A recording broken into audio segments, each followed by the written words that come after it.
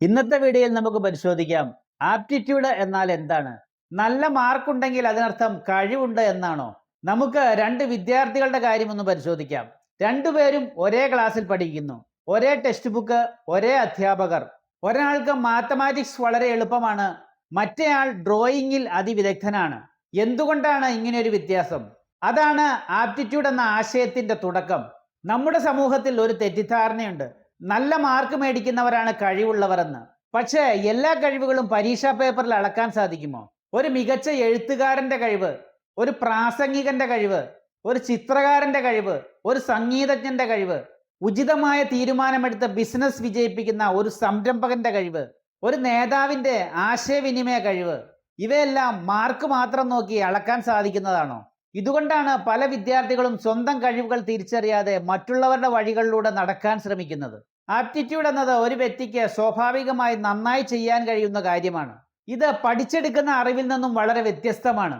ഉദാഹരണമായി പറഞ്ഞാൽ, ചില കുട്ടികൾക്ക് പ്രശ്നങ്ങൾ വിശകലനം ചെയ്യാൻ അസാമാന്യമായ കഴിവുണ്ടായിരിക്കും.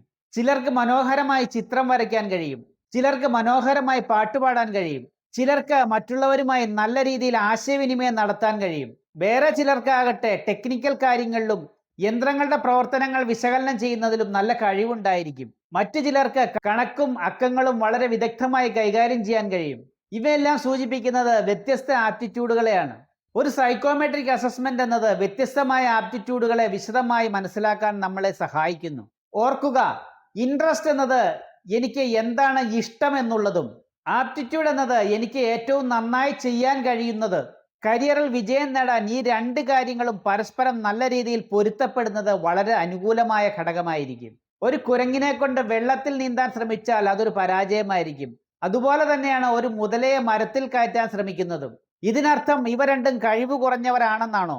അത് ഒരിക്കലും അവയുടെ കഴിവില്ലായ്മ കൊണ്ടല്ല. അവരുടെ കഴിവുകളെ ഒരേ പരീക്ഷ കണ്ട് ഒരിക്കലും അളക്കാൻ ശ്രമിക്കരുത്. അവയുടെ കഴിവ് വ്യത്യസ്ത മേഖലയിലായതുകൊണ്ടാണ്.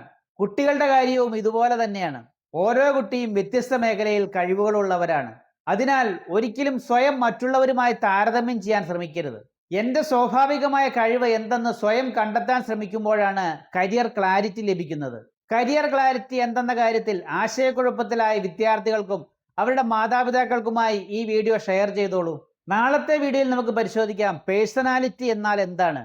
ഒരേ ജോലിയാണെങ്കിലും എല്ലാവർക്കും യോജിക്കാത്തത് എന്തുകൊണ്ടാണ്? ഇന്നത്തെ വീഡിയോ ഇഷ്ടപ്പെട്ടാൽ ഷെയർ ചെയ്യാനും ലൈക്ക് ചെയ്യാനും സബ്സ്ക്രൈബ് ചെയ്യാനും മടിക്കരുത്. നിങ്ങളുടെ പ്രതികരണങ്ങളാണ് എൻ്റെ മോട്ടിവേഷൻ.